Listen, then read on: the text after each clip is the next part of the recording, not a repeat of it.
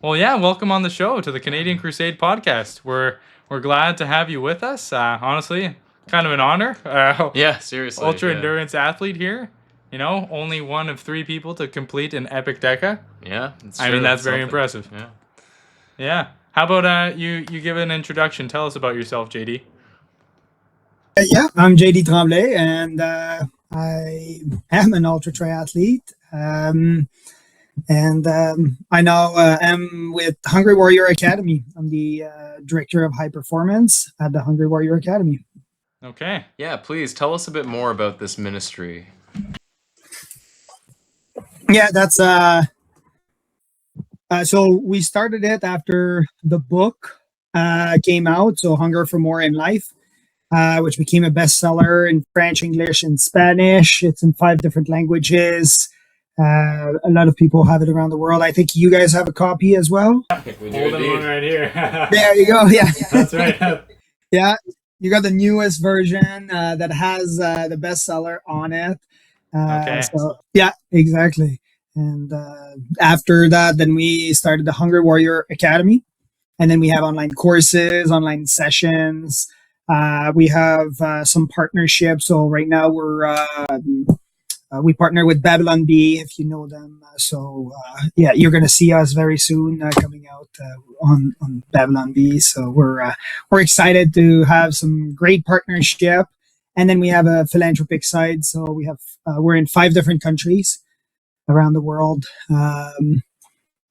We are 2 of them are in Africa. Our headquarters is in Kenya, and we have a team down there. And we're providing for thousands of children around the world. So we're not just training the guys to be physically, mentally, and also spiritually fit. We're also providing for children around the world and giving them some form of mentorship. So yeah. Because I saw that you guys have. I guess you guys are doing mission work as well. Like at the same time. Yeah, exactly. Yeah, so we have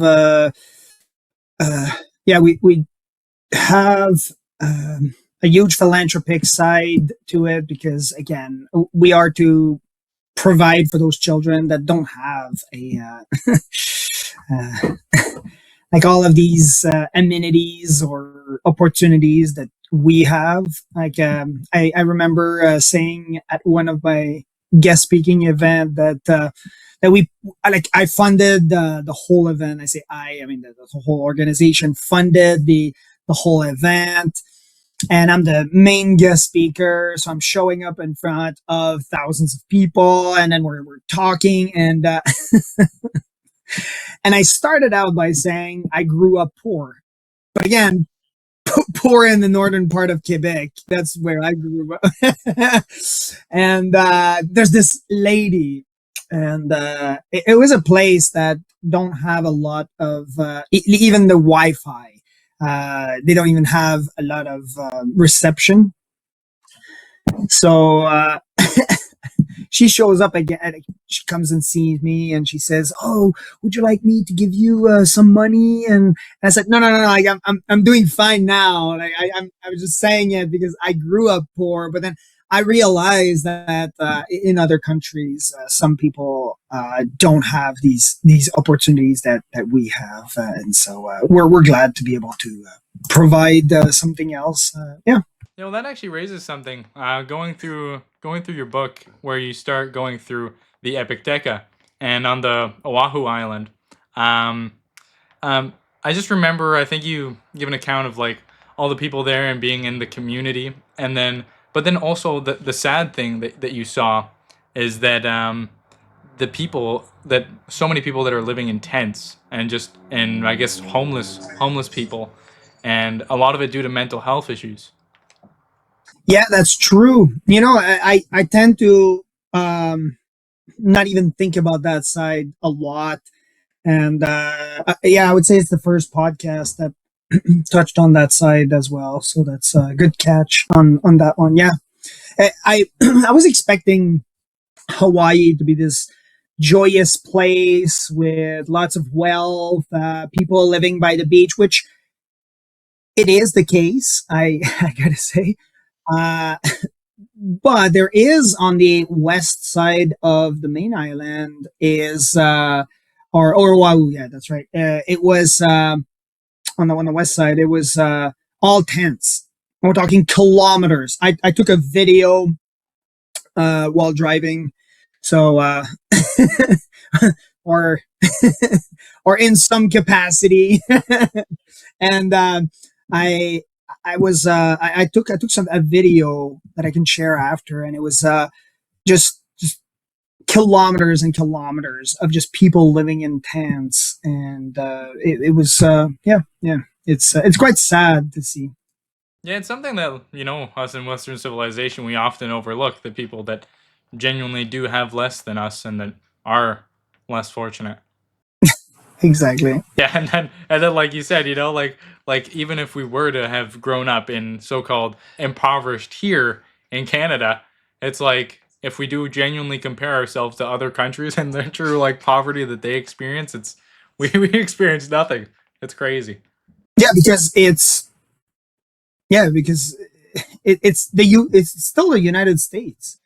This is not a third world country where you're living in tents or yeah.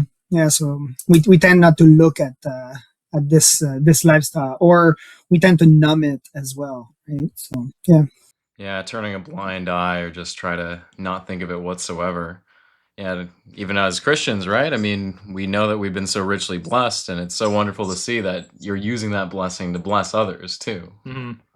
Yeah, I was and I was talking to a guy the other day, and he was saying that even in Canada, for him, he was in Alberta, and he said there's a massive homeless population and lots of mental health, and he said, I really love the work that you do.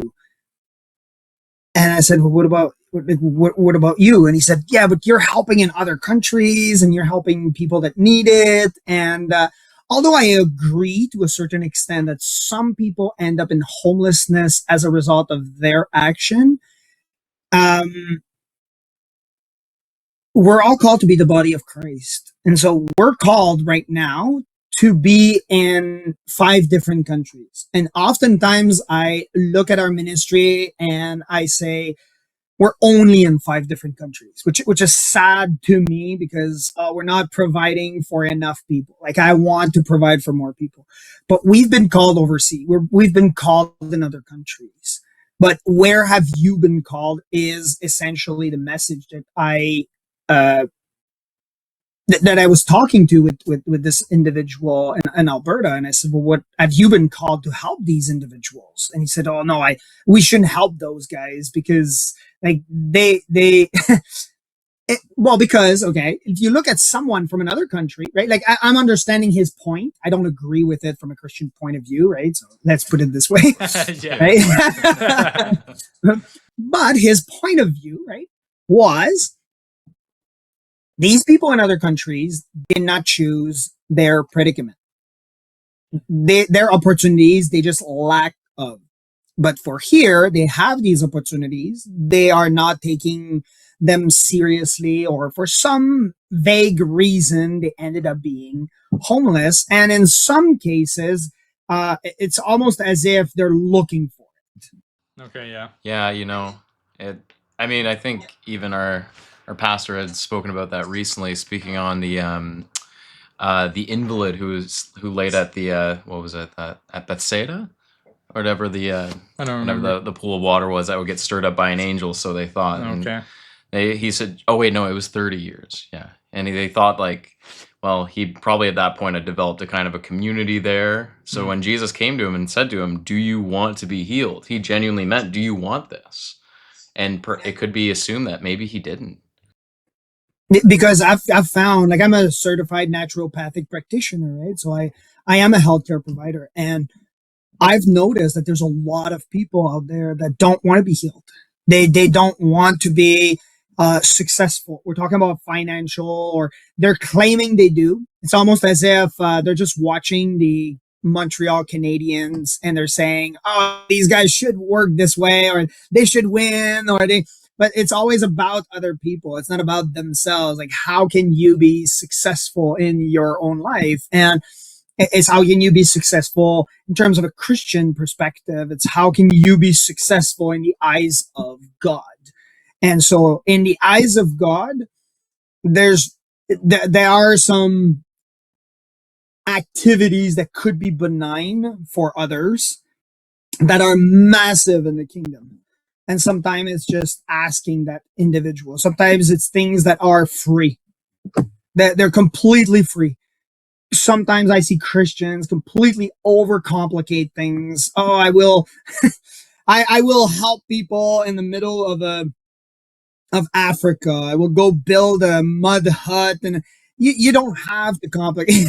Yeah. True, right? You've probably heard that before.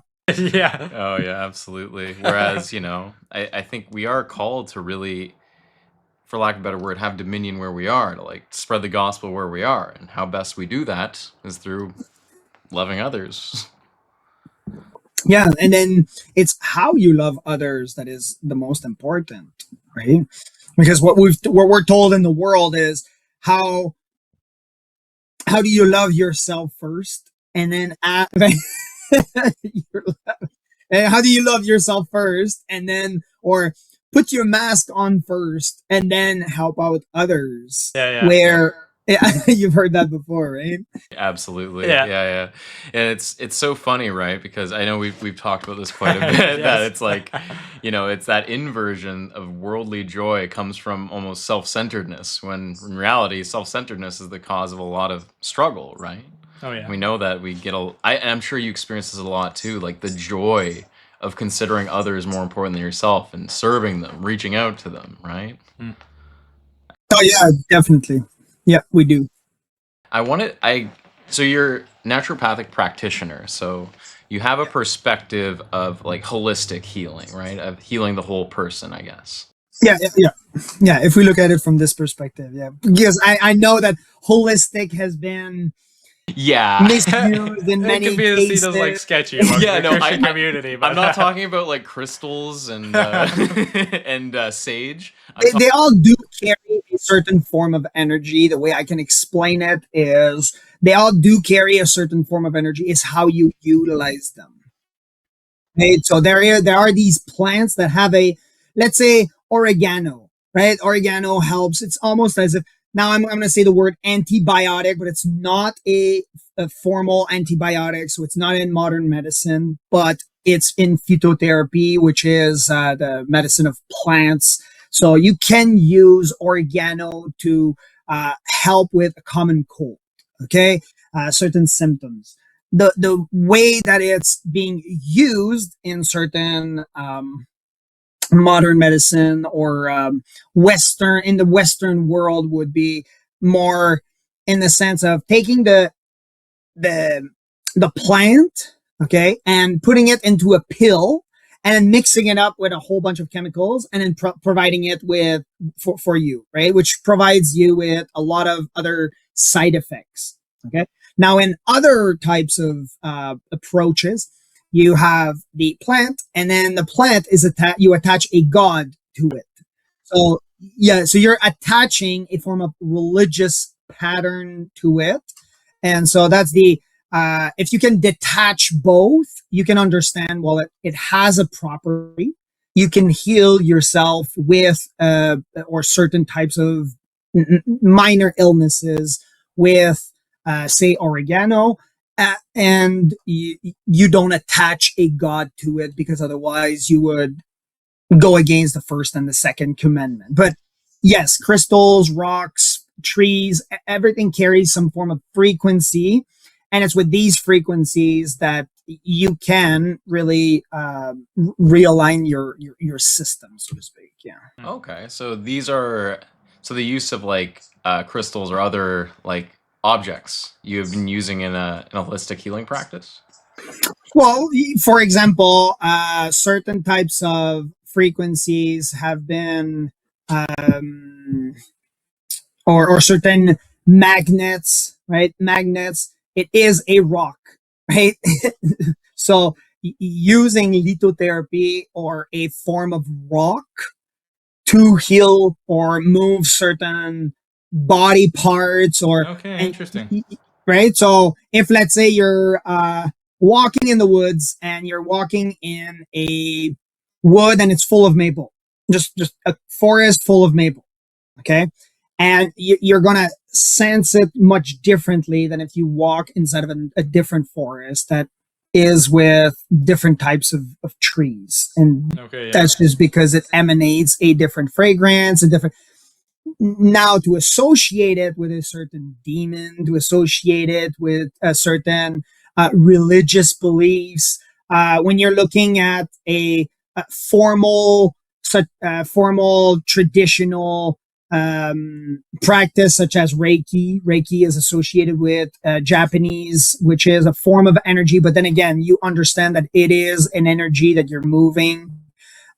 You're looking at yoga. Yoga is also a certain type. It is in Hinduism. So that is Hinduism. That's not Christianity. So if you practice Reiki, you are not a Christian. If you practice yoga, you're not a Christian. Yes, thank you. They are different. They are in part of a religious practice, right? So I love that you said that because, in my stint of trying out online dating, I'd sometimes find these girls who say, "Oh, typical Sunday.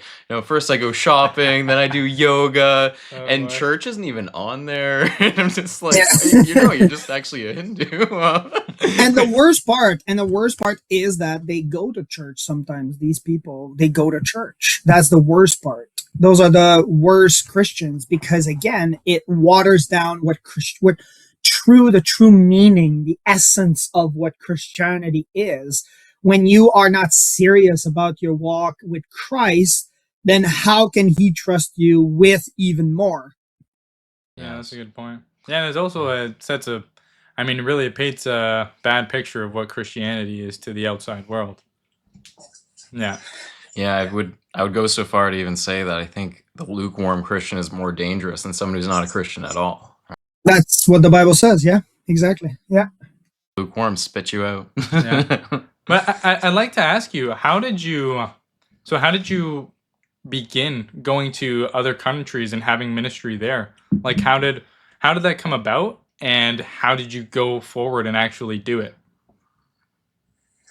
Oh, we started out years ago. It started out with races. So I was racing, like I'm an ultra triathlete, so I swim, bike, and run entire countries. And I started seeing the need, and that different countries they run completely differently than our system. It's much more civilized in Canada at the moment. Okay, that's a broad statement, but at the moment it is much more civilized than in those countries. And so we started seeing the need for uh, for others. And then we saw it as a broad spectrum where we saw women and men, and then also children. And the one that are often left out are the children, because they can't fend up for themselves. They can't defend themselves. You can just pick one up and put them in your trunk and then just leave. And I know it sounds maybe funny or horrific or horrible for some people, depending which end of the spectrum you are at. But that's the way that it works in those countries. In my view, it's horrific. However, well, that's it's just how the world operates right now. But and then we saw that the governments are pushing a lot about the like in all countries, they're pushing a lot on women for like to empower women, or that's the word they're using. It's not really empowerment, but that's the word that they're using. Yeah. And then we saw that the men are either capable of doing it, or we already have these programs, so we're already helping in this aspect to create some form of mentorship. And so we decided to just go with more of the philanthropic side towards the children. Yep. Okay, that's great. That's definitely a great heart to have. That's for sure. Yeah. Well, God, that's the thing. Well, when they say with God anything is possible, is that when you know exactly when God is inside of your project, is because God will open doors that you never thought were even possible, or you're going Yeah. to look at it and think, this is impossible. And I have no idea. I'm not able to really explain how this came about. It's just miraculous. Yeah, not to pump your tires too much, but when you had reached out to us, I mean, that was an example of that for us, you know? Like we were blown away that, you know, someone in your position would be interested in talking with a couple 21 follower characters like ourselves. Yeah, well, we are the body of Christ. That's the idea. And in the community with Christ, there is no hierarchy other than with God. So that is the only place where men and women are equal. That is the only place where anybody that has accomplished anything in the world, view something significant, is at the same level as anybody else. And so it's when you really remove your pride and go to everybody and try to be accessible to everybody and try to give back, that you're really at your full potential for. Honestly, that sounds like a great key for success. Well, you guys are important as any other part. Here's a way to explain it. Have you ever had some form of injury, right? Because I'm in the medical field. So have you ever had some form of injury, something like you bumped your little pinky or somewhere and it's really hurting, or your elbow is hurting, right? And you never notice how that pinky or that elbow is important until you really need that pinky, or you've injured it. And that's where we can really fully see that we are the body of Christ. We need each part. We tend to look at the military guy, as an example, the military guy who goes to war, and when he comes back in the newspaper, it's only this guy. But what about all of the family that stood behind him? What about all the support that he received from all the military members? Because just sending one person overseas, it takes the guy that gives the kits. It gives like that person that files all the paperwork to send that person. What about the guy that prepares all the airplane and then never touched the war zone? But all of these people are making sure that this individual is going to the battle. Or why are we talking only about David and Goliath? Well, that's because the entire Bible would be enormous if we had all of these stories. But each person is also important.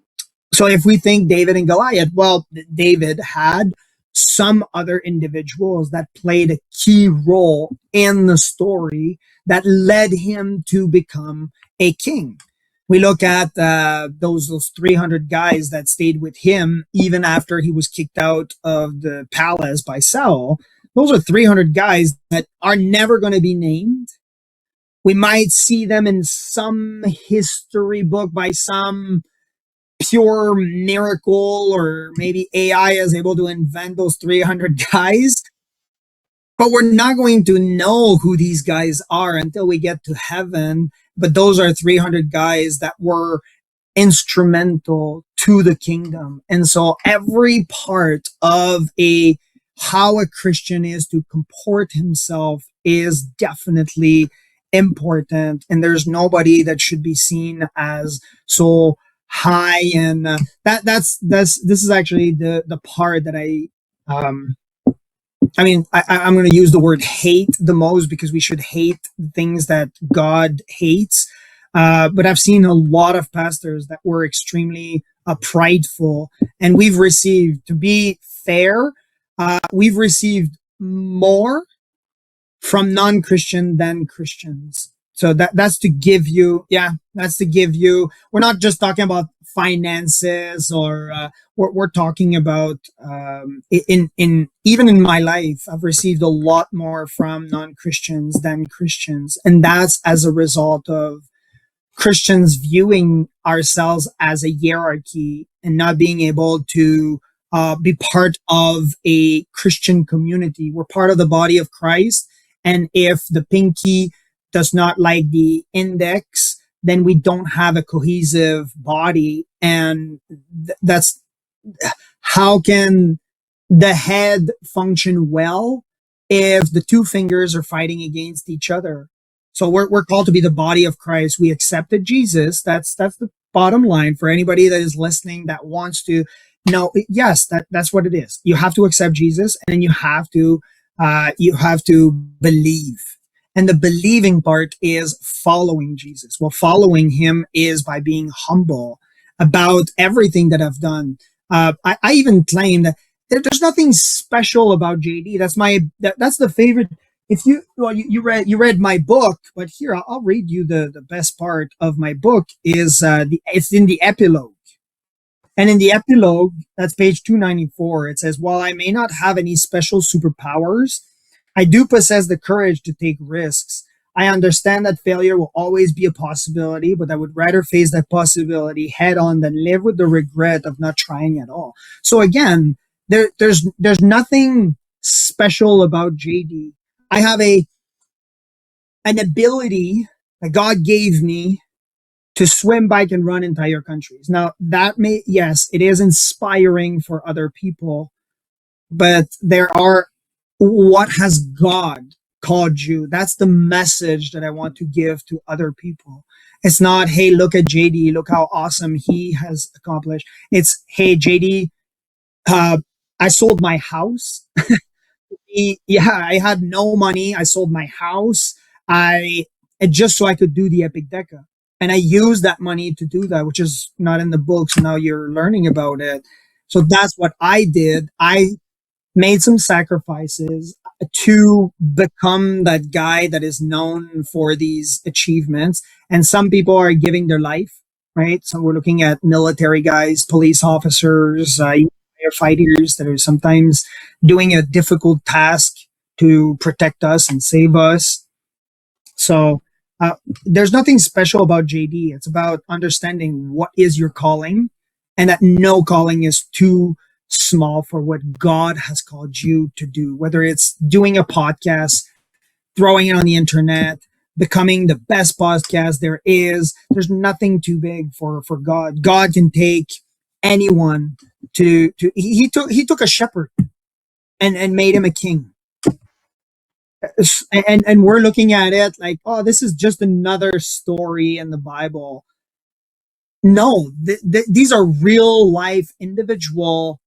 And it's just that you have to understand where you need to be at what moment and what has God called you to do. That's what we do at the Hungry Warrior Academy. We help these guys recognize what are those patterns? What is that calling? What is that purpose that you have? And then eventually these guys can grow on their own or stay within the community at the Hungry Warrior Academy and then just bond with the guys, and iron sharpens iron, right? That's what we need. Yeah, I think that's like a big lack in a lot of churches where there's not a lot of men really engaging with other men and having those opportunities, like the Titus 2 opportunities where the older teach the younger, right? And getting out there and doing stuff together as men. Yeah, or just talking about sports. Like, I understand sport is important, but again, it's entertainment. It's entertainment. Like, we should be, yes, discussing about the Bible. Doing Bible studies is quite important. Going on these podcasts, listening to the Canadian Crusade together. That is important for men to do so. Where are we going to? That's a very good question to ask, is where else are we going to learn how to be men? You have two ways of learning.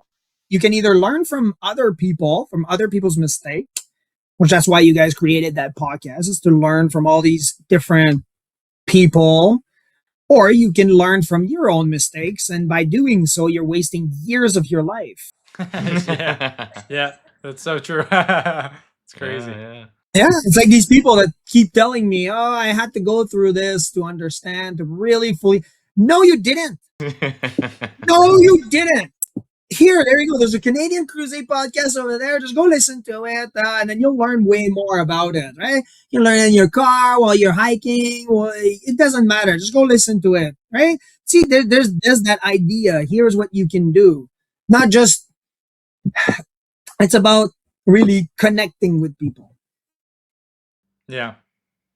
Yeah, and I'd like for you to tell us about the experience that you actually had and how you got through the Epicdeca. If you could tell the listeners about that, because that's, I mean, 10 Ironman distances in 10 days. Like that's insane. Yeah, yeah. Well, the God story is that, which is not in the book, is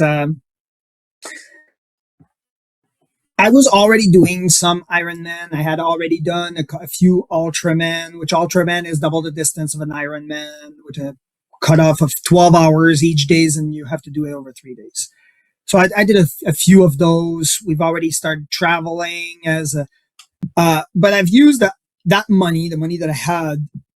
I took it on lines of credit, credit cards, and then I was about roughly $20,000 in debt, and the Epicdeca came about with a friend of mine on Facebook. He posted that he was that he got injured, but he was one of the 10 people that registered for the Epicdeca.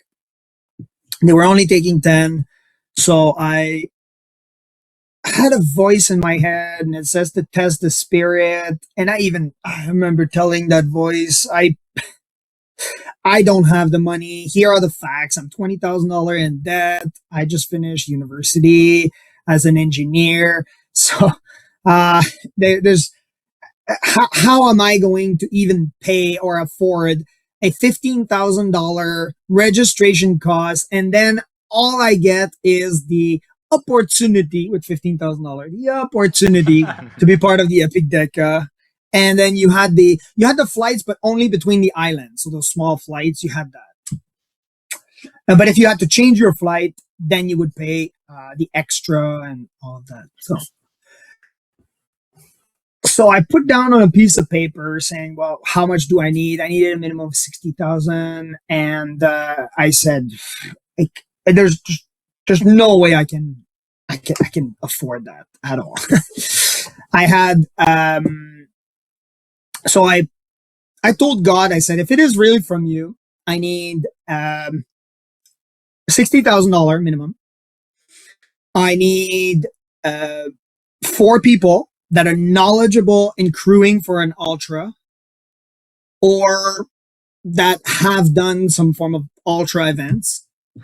And I need all of this in 2 weeks, or within the span of 2 weeks, because after that I have to give to the organizer a yes or a no.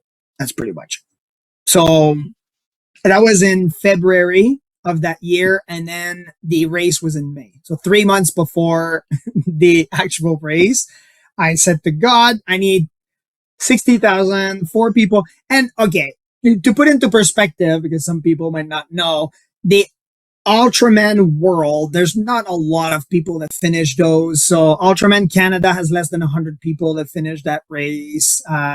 Ultraman Florida is about that. I think it's a bit above 200. So we're talking about a highly niched environment of a pool of individual that I can probably put inside of one small Airbnb, right? So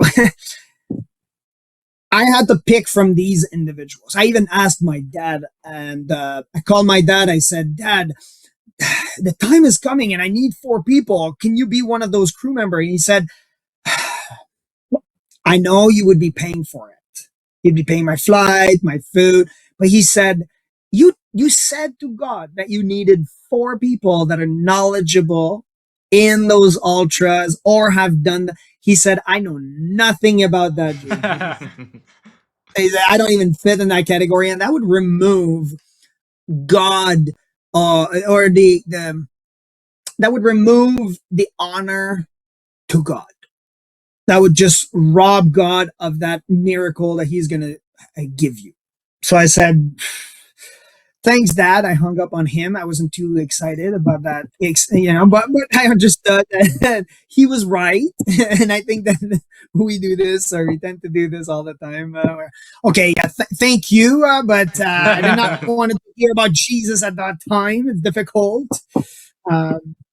So I reached out to some people, and a lot of people just said no. And finally, I had 4 people that knew how to crew and have crewed before, and they said yes. But then now I need the money, so I was doing some renovation in my house, and I had finished. House is all dusty, so I called a friend, and he said, "Oh, hire this cleaning lady. Bring her into your house and she'll do an amazing job." So I said, okay. Brought her in. She's cleaning and she says, have you ever thought about selling your house? And I said, yeah, I've been thinking about selling my house, but every year I want to sell it. It's almost as if God just says, no, you're not selling. No, you're not selling. So fine. I was talking to this girl and she said, well, I have my real estate license. I said, oh, Interesting. yeah. A cleaning lady with a real estate license. I've never heard of that before in my life. I said, Really okay, so you okay, so you could sell my house. She said, yeah, I have my real estate license. I've been selling houses on the side. That's been somewhat of a side hustle because I'm trying to get better at selling houses and be a real estate agent. So, but I can definitely sell it. So I said, okay, how about that? Put it on the market and see how it goes. Right? I said, well, you got about 2 weeks. She said, yeah, if I do not sell it in 2 weeks, then we'll revisit. I said, okay, fine. And within 10 days, it was the first time in 5 years, because every year I would be putting it on the market and it would just not sell. And in that year, it sold. So I was excited, took the money. And now the hard part came where I had to take the money. And instead of saying, oh, I'm going to buy another house so I can live, because what about after the Epicdeca? Like I'm going to be homeless. Instead of that, I had to trust God, and I invested it into the Epicdeca, and I don't regret it at all. But it was a life-changing experience. So the experience of God was not necessarily inside the Epicdeca. The Epicdeca, in my view, I understand it was difficult, but not as difficult as following Christ, not as difficult as saying, I'm going to take all my money and spend it on a 2-week trip to Hawaii where I have no backup plan afterward. And I'm coming back to a storage unit and a lot of boxes sleeping on the ground. I mean, that must have been tough too, because you're a father as well. So that would have been like a scary leap to make. Yeah, it was. So the Epicdeca was, in comparison, right? If we're looking at the general aspect, the Epicdeca was not difficult in comparison to following Christ with this task. Saying, yes, I'm fully surrendered. I give you my all. This is it. I'm ready to die for you. I'm ready to. I have no idea. It's never been done in the history. So I said, I don't know. So I had to do my work, which is I still have to train. I still need to focus. I still need the mental training.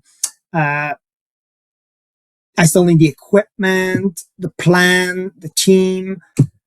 But there are variables that I will never be able to control. And this was the hard part. So again, it was up to God to really take care of all of those, right? I find it pretty interesting in your book, part of your training where you have, what was it, you tie like something around your waist and have your son in the back, and like a not a stroller, what would you call that, Yeah, I guess sled. yeah, exactly. And then like how you would grab the poles, apparently you'd grab them higher so it would like actually like simulate like what muscles you'd be using for swimming.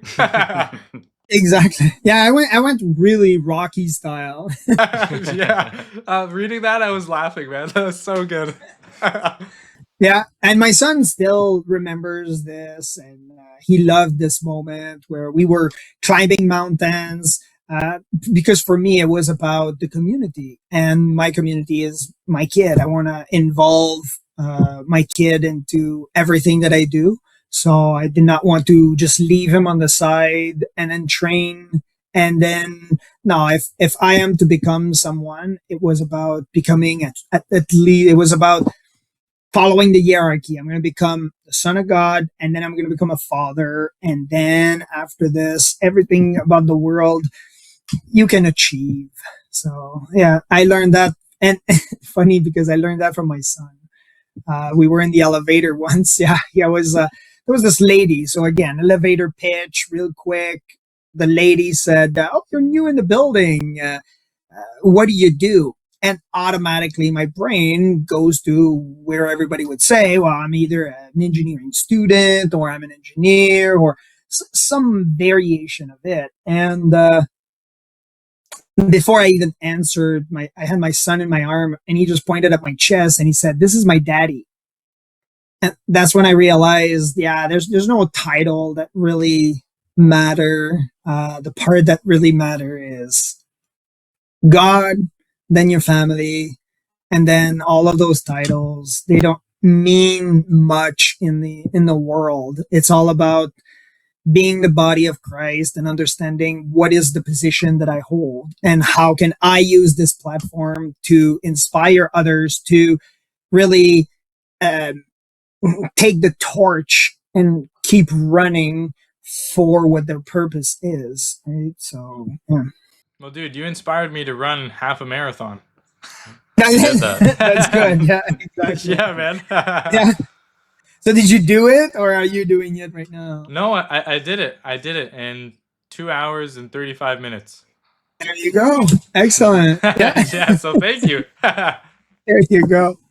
Yeah. So do you have any other races? Like how did that or what did that teach you? Man, that taught me that I needed some new shoes.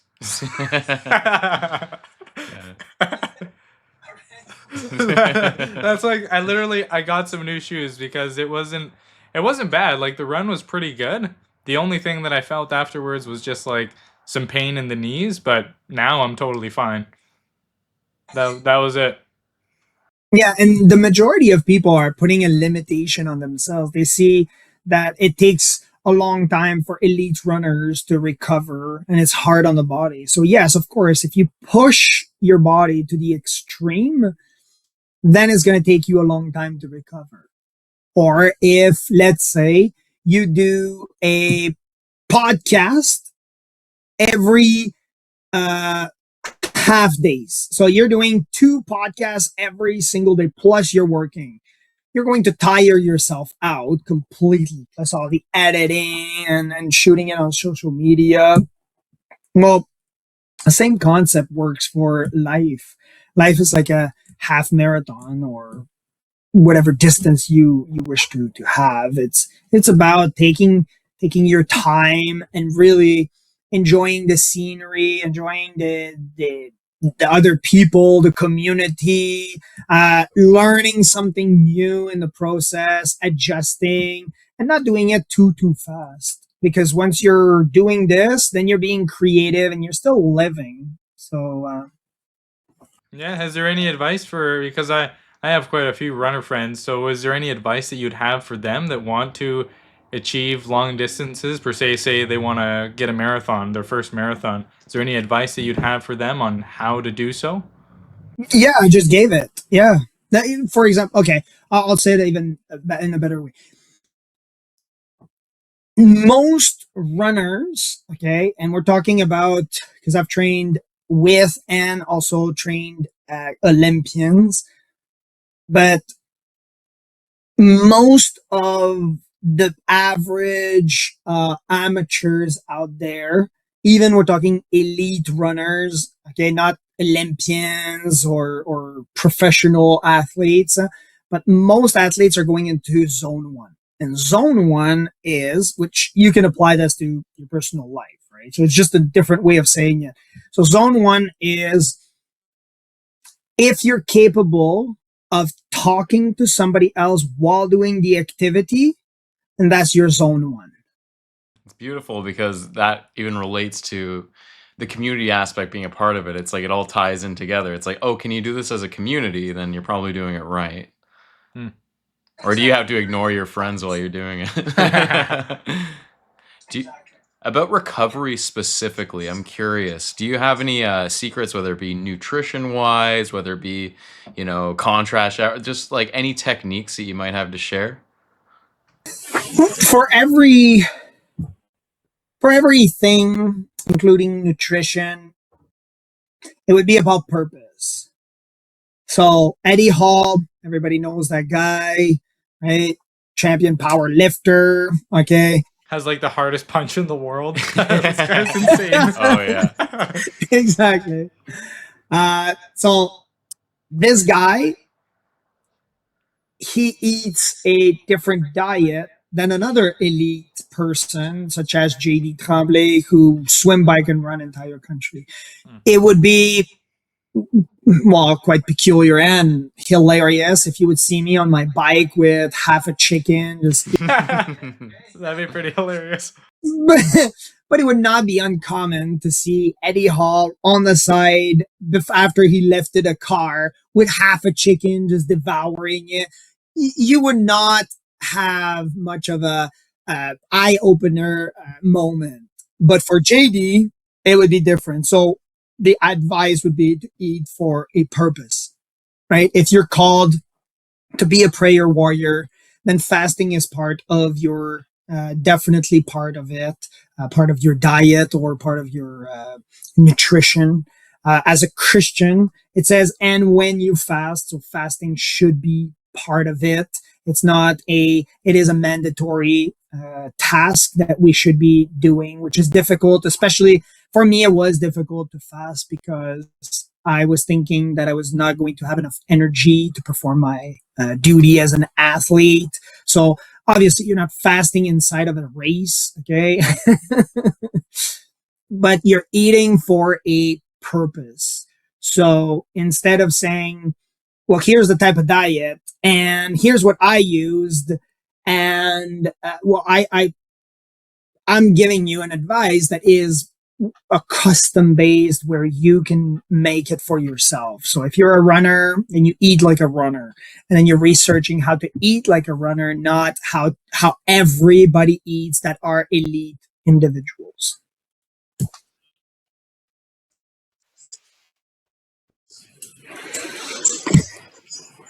Well, specifically for Android, for my specific, like I'm assuming you're asking about the Epicdeca and everything. So for me and the Epicdeca, and that's because it was over the span of multiple days, your body is taking a lot of energy to digest. And so I did not want to, or I wanted to optimize that part of my system. So I used a vegan diet.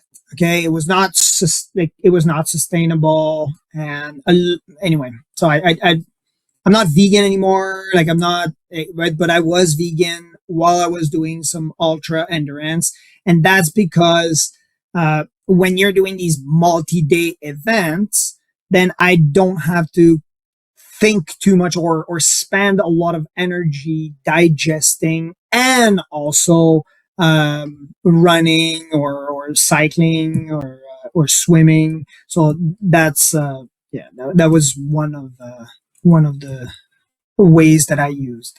Okay, so basically, like, eat what doesn't take as much energy from your, like, that'll take you to digest it less, basically. For that specific purpose, Yeah, yeah, that's exactly. specific. Yeah.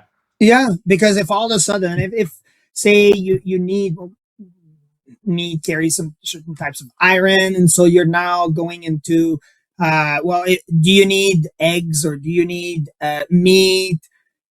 Some people will say no, and some people will say yes. What is Here's one way I can explain it: is instead of digestion, is look at it in terms of inflammation. Okay. Yeah. So, what causes inflammation in your system, specifically yours? Because there are, say, athletes that they're able to drink milk. Like chocolate milk is widely known in the ultra world, and a lot of ultra runners are drinking chocolate milk. A lot. That's a lot of good It's news. oh yeah, it's one of the top fuel for ultra runners is chocolate. However, for some people, they're lactose intolerant, or for some people, um, they would have this form of phlegm that they're not able to breathe properly, and so is it the right fuel? Well, if for you that function and that does not create a certain type of inflammation, because here's the way the body would work: is one of those is digestion and then the other one is inflammation. So even if you pick something that takes a lot of time to digest, such as meat, then you can look at the type of inflammation. For some people, it's like red meat or even like white meat. I've seen darker meat as well, like turkey. So some individuals have a client that's red meat, right? So they just avoid red meat.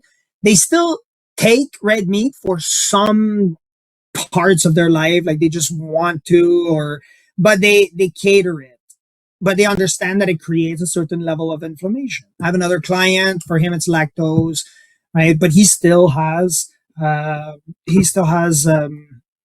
dairy at some time. It's not a as long as it's not an allergy where you're going to end up in the hospital or something. Yeah, we don't want that. Exactly. But otherwise, you eat for a purpose, and then you look at the digestion and then the inflammation, what causes inflammation in your system. And that can be applied for everything that you do in your life, because there are certain levels of stress that are caused on your systems that many people are not looking at. We talked about frequencies, or we can talk about noise, stressors such as poor relationships. So those are all factors that must be considered, because even if you have the best diet, no inflammation in your system, and then you are in a one of those teeter-totter relationship with a girl that you want to be in the relationship or not. Are we girlfriend? Are we boyfriend? What's happening? And yes, most of us have been in those kind of relationships where, so that creates a certain stressor on your system, and that can be even worse than having a poor digestion or even having poor recovery periods. So it's not necessarily the recovery, but more so the environment that you are providing your cells, and your cells in terms of all of your system as a whole. Yeah, it's interesting that you say that, preparing those external factors to have a more optimal internal state. You know, I know that you're ex-military, and I've heard this from all my friends who are in the military too. They're so firm on me making my bed every day just to have that one bit of information taken care of. The mind can be used elsewhere. It's funny how it all ties together. Yeah, that's part of the attention. Yeah, for sure. Yeah. And one of the last things that we'd like to ask is, I think it was at the beginning of your book. I don't know. I think it mentions about going through depression, and are you out of that? And if you are fully out of that, how did it come to be that you came out of that? For sure. So, no, that's a short answer. Um, it's how you deal with the stressors or what type of outcome you wish to have. So yes, there are certain ways to help you have and live a better life, right? Some people, there's the medical system and they have their own ways with medication. Maybe some people need it. Okay. I'm not claiming they don't, but there are certain tasks that you can do to improve this level of depression in your life, this tendency to lean in more towards unhealthy behaviors that I tend I'm pretty sure everybody has, where we have this propensity to go towards something that is unhealthy as a coping mechanism. And so we tend to look for that level of comfort, and sometimes understanding that that level of comfort is beyond a certain level of pain, and understanding, and that's what I had to come up with, and I explain it in my book. There's a difference between an injury and pain, and pain will be a part of your life regardless on which side of the spectrum you fit in. You're sitting on the couch eating food that is creating a severe inflammation, and you will have pain.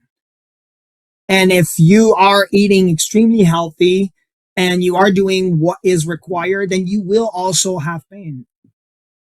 That pain might be that you are not eating exactly the type of food that you wish to indulge in, or you don't have the, like I had to let go. My favorite one is ice cream. I love ice cream. So I had to, yeah, you do. Okay. Oh, yeah. I'm not alone. So I used to buy these big tubs of ice cream, like 11.4 liters, and then just Okay. put a big spoon and eat them. And then you put some maple on it. It's amazing. There's hope for me after all. Okay. And I had to let that go. So was that painful? Well, yes, yes, of course, because that was one of my comfort food. I wanted ice cream really badly. When you're climbing a mountain, there's no ice cream beside you other than snowbanks, and they're full of salt, like from the street. So you're not eating snow, or even if you eat snow, it doesn't remind you of a beautiful sorbet or or gelato. So it was painful, but I had to go and do the hard work and understand that I can choose my pain. There is pain on both sides of the spectrum, and now I can choose my pain. What pain do I want? Do I want the pain of going through all of that training, but then eventually I reach the Epicdeca? Is it painful to talk in front of people, to share your life stories, to write books, to run businesses and worldwide? Is it difficult? Yes, it is. But again, the reward are also proportional, and it's up to you to choose which one do you want. And I would say, if at all, not serving God to your full potential is hurting everybody else, and is even way more painful than any type of pain that you can even imagine. Knowing that you failed at your full potential because of your own selfish fear. That hurts. Right? Imagine going to heaven, and even though you're a Christian, you accepted Jesus and you believed him, and you reach heaven, and you're going to heaven anyway. You're reaching heaven. There's nothing that can stop you because it's salvation. No one can take it away from you. You're the one giving it away, if at all. But then all of a sudden you get to heaven, you get in, and then someone says, "Oh, by the way, you could have become that person and done all of these things, but then you decided that you chickened out, and you look right. you look small at your goal. So that's why even in my book, I say, if your goals don't scare you, then set the bar higher. You must be scared. You must have a certain level of fear, because that's the true essence of masculinity. Masculinity, the word is courage. That should be associated, meaning you have fear, but you're still going to do the task. It's scary out there, but please be courageous enough to live at your full potential in the way that God called you specifically to be at. What did he call you to do? Read all these books, become a doctor, a lawyer, create one of the best podcasts. What has he called you guys to do? What has he called you personally to do? And are you at the right spot? So that's why I write, if your goals don't scare you, set the bar higher. Yeah. I really like that motto. Yeah, absolutely. That's a good quote.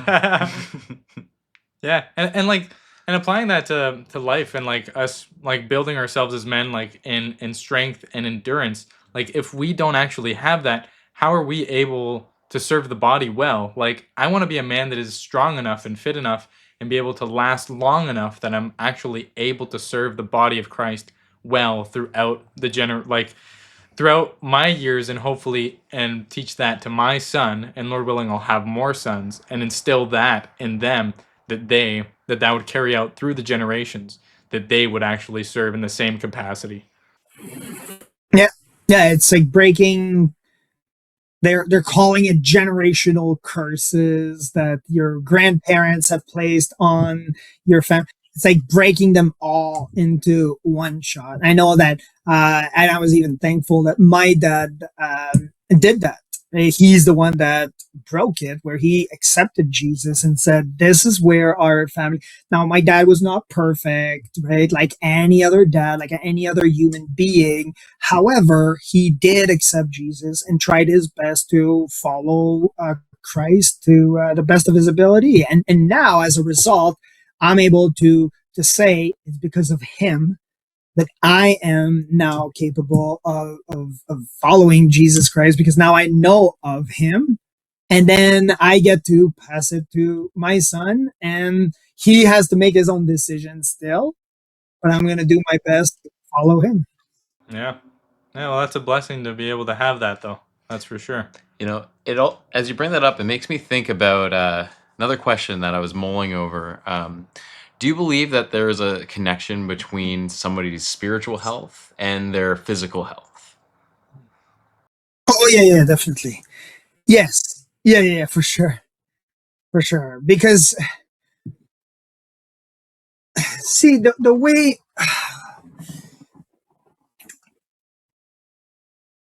okay, all right. Here's how I can explain it.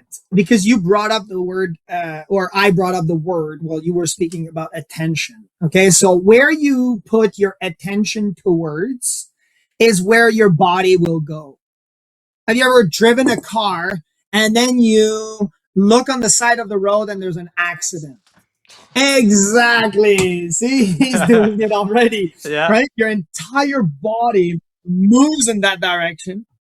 And sometimes this can even create another accident.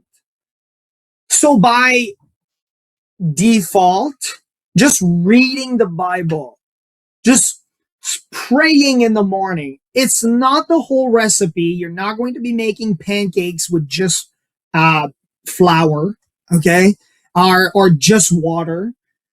But it's when you incorporate all of it that now your body is able to understand there's an accident on the left. I'm still looking at Jesus. I understand there's something going on. I'm sorry I can't help.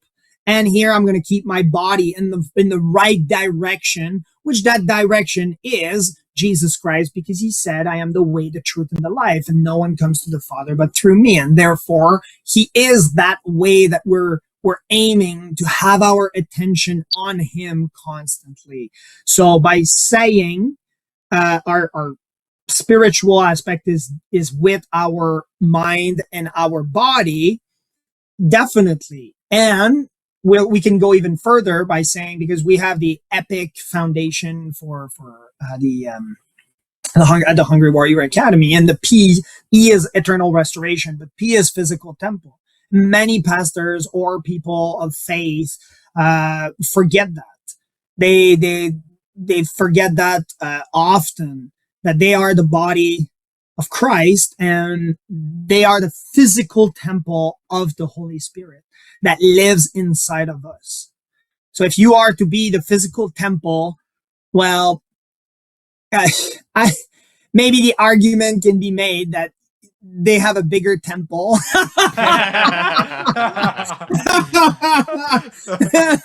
Well,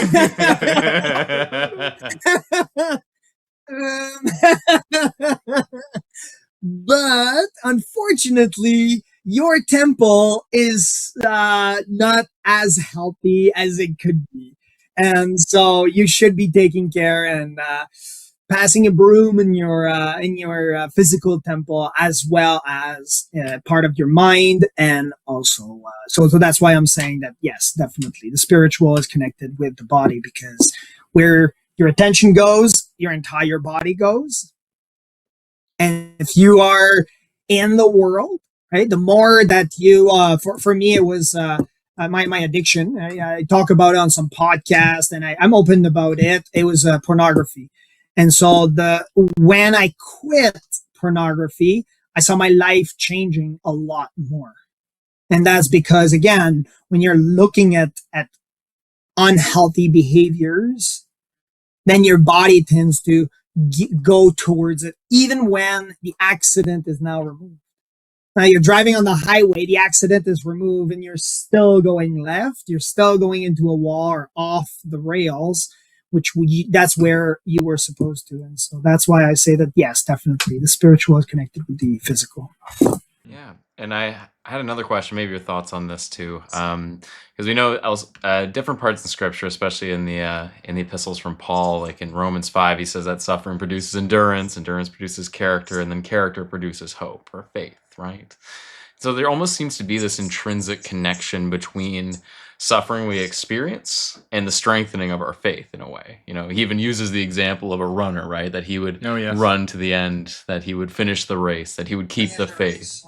Right. So do you think I think maybe you did answer it already, but I was just wondering, do you think there's a connection between like choosing suffering? Because, I joke about this with you too, like in doing like endurance, like sports, right? You're just choosing prolonged suffering, right? It's like that active choice, it's just how long can you suffer for, really? But do you think that could be like strengthening to you spiritually as well, like specifically endurance? Well, the race itself, any type of racing is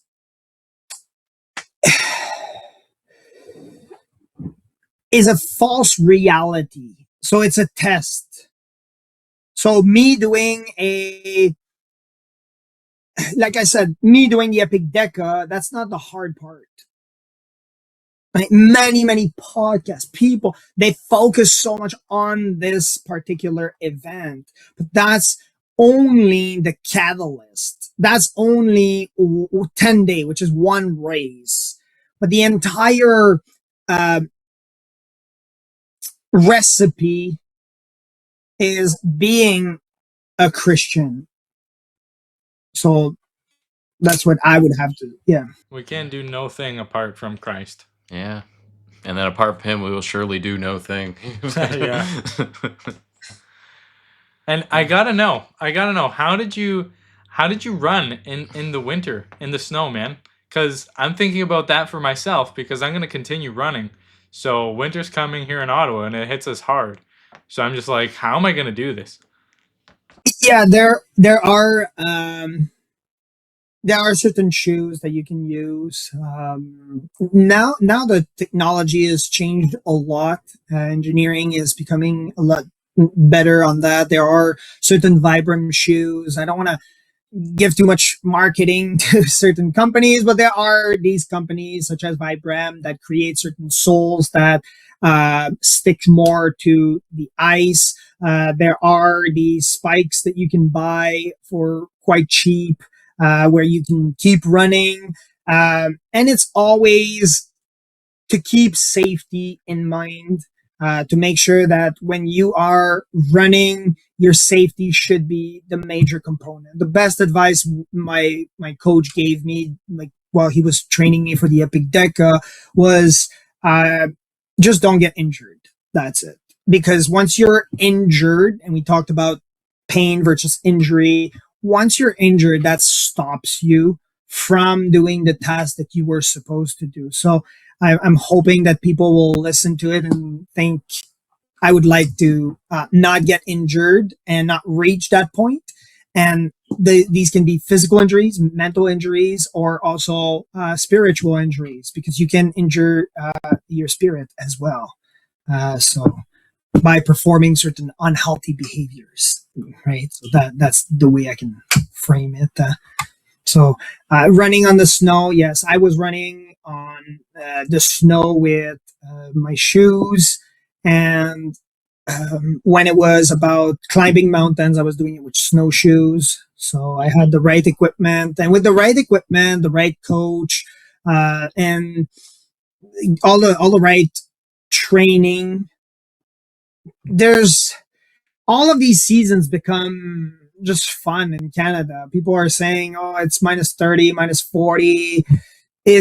It's fun because now you have the right training, you have the right equipment, you're going outside, and with the right community or coach, yes, you're going to enjoy dating I would say I call it dating your family almost, right? You're seeing your wife, you're seeing other individuals, you're creating this community, and you're being healthy. No, well, thank you. That'll help for when the winter comes. Yeah. It's almost there. And what part of Ontario are you living? Milton. Where, sorry? Milton. Milton. Okay. Okay. Milton. Yeah. Right beside Toronto. Okay. Yeah. Yeah. Absolutely. Yeah. Is there any more questions before we end this off, Mike? Before anything else, I mean, I'm just really curious. I mean, you had mentioned that it was like your father's faith that influenced you. But what has your walk looked like up until now, right? Like, were there seasons where you felt like you weren't in the faith, or did you have moments where you absolutely knew? Like, what did that look like for you? I'm curious. Yeah, when I was a kid, they were in phases. When I was a young child up to the age of 17, I followed because my dad said so. I did not understand why. I did not have the drive. I was not serious about it. But my dad said, you get in the car and you get in the car. And you did not really have a say about it. So, yeah. So, that's for that season of life. Then when I got into the military, I was wearing it on my dog tags that I'm Christian, but again, I was not serious enough about it, not going to church. I was really looking for an answer. And again, was I Christian? Well, I was a Christian, but I was not serious about it. So there were no fruits. And then after the military, that's when I started becoming a lot more serious about my faith. I understood that, and that was because now you're removing the military. I joined. I was 17 years old, so I'm just a child, and that's all I know. So when you're removing that sense of security from the mindset of, well, a child, essentially, I was 28 when I came out. So that's when you're removed with this sense of security, that's when it gets a lot more difficult. But you have two options, and that's what the Bible talks about, right? Like, train your kid in the way that you want him to live, and then when he grows up, and what is he going to do? He's going to go towards Jesus, right? So we don't know how our children are going to end up. All we know is that the Bible is telling us to discipline our kid in the faith, and so that's what my dad did as I was a kid. And the final stage was, and that's what I'm in right now, is I'm taking it a lot more seriously, and my mindset is renewing every single day. I'm there's building blocks, and I'm excited, and I get scared daily. That's yeah, oh yeah, daily now. Like before, it used to be maybe once a year I would have one big moment, but now it's becoming daily task where I constantly think I can't reach the top of that mountain, and then I reach another one, and there's something else, and there's something else. And a few years ago, we were in one country, then two, then we end up in five countries. And I'm thinking, wow, this is and now I'm thinking, oh yeah, let's expand. It's becoming a lot more serious, and I enjoy it. Yeah, I can say it's quite the headache, and I love the headache. That's a good headache. Yeah, it's good to have a thorn in the flesh sometimes. Yeah. Oh, that's great. And like it's might be a good thing for the young men that are listening that would actually want to start something, like, to have that entrepreneurial mindset. Is there any advice that you could give to that man on like how to start? Like what's the first step to take for them, like that step of action that they need to take? Like what do they do? How do they start something? The best advice I can give is values before goals. So there's nothing inherently wrong in becoming a doctor. Or there's nothing wrong with building a multi-million-dollar company.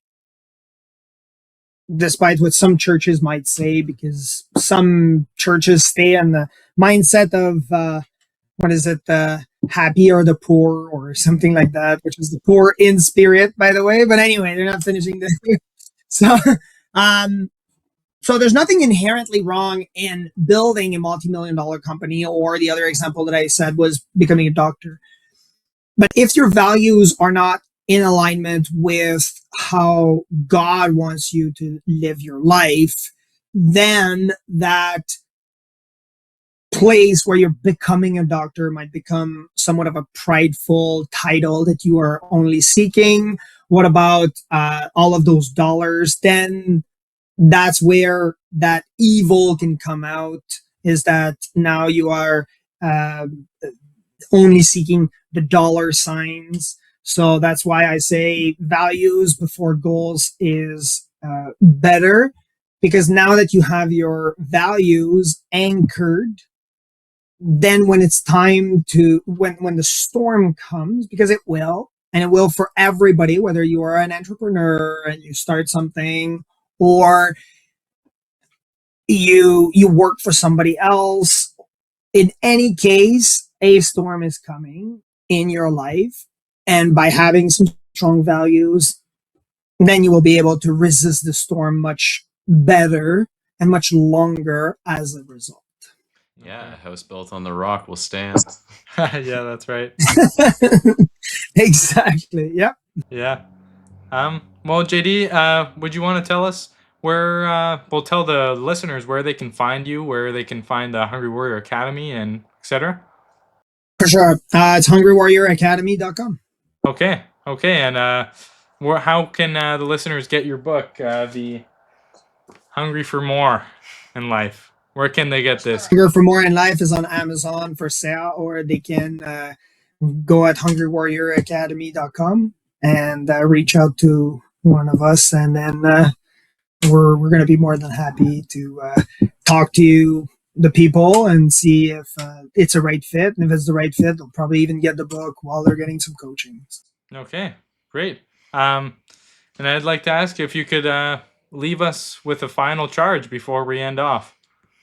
A final charge? Yeah. What would you tell the young men? Yeah, what would you tell the young men? A call to action. Okay, well, if your goals don't scare you, set the bar higher. Okay, that's Amen. amazing. Yeah. Well, JD, this was honestly an excellent conversation. We really appreciate the time that you've taken out of your day to talk to us. It's been a blessing, and I believe that it'll definitely serve the listeners well. Yeah, absolutely. Thank you so much. I mean, You have no idea how much this means to us. We've been Yeah. we've been pretty happy this past week. I'm not gonna lie. Yeah, it is true. For sure. That's exciting. All right. Thanks, guys. Yeah. All right, brother. Have a good night. And God bless. See ya. All right, ladies and gentlemen, that was it. That's our interview with JD Tremblay. As he said, you can find him at hungrywarrioracademy.com. Definitely be sure to give that, like, check that out. It's honestly quite interesting. I've looked on his website, and honestly, it's pretty good stuff, and the testimonials are great as well. And yeah, from what I've read so far out of this book, honestly, I definitely do recommend it. Yeah, like he said, there's no real mention of God in this book, but for what it is, it's a great book. Like I've said before, I don't think it's a bad thing to read books that don't have anything to do with God, because you can still take great things out of it. And as you just witnessed, he is a man of God himself. So that's the testimony, right? There you go. So yeah, so we were glad that you were with us, and we hope that this episode blessed you. And yeah, let us know in the comments down below what you thought of the interview, and if you'd like to hear have more episodes like this. So yeah, anything else you'd like to say, Michael? I got nothing that can top what was just said in the past hour 15, so I'm just leave it off with a blessing. May God bless you all, and thank you for your time and your listening ears. Until we meet again. All right. Well, yeah. Praise be to God. See you guys in the next episode.